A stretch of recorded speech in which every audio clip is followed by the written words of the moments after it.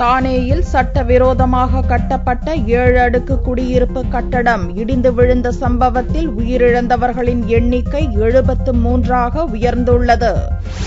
மகாராஷ்டிர மாநிலம் தானேயில் சட்டவிரோதமாக கட்டப்பட்ட 7 அடுக்கு குடியிருப்பு கட்டடம் வியாழனன்று மாலை 7 மணியளவில் இடிந்து விழுந்தது. அங்கு நடந்து வரும் மீட்புப் பணிகளில் தொடர்ந்து சடலங்கள் எடுக்கப்பட்டு வருகின்றன.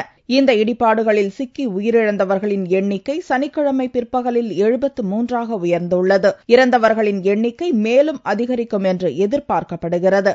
இந்நிலையில் இடிபாடுகளில் சிக்கியிருந்த குழந்தை வெள்ளிக்கிழமை இரவு உயிரோடு மீட்கப்பட்டது.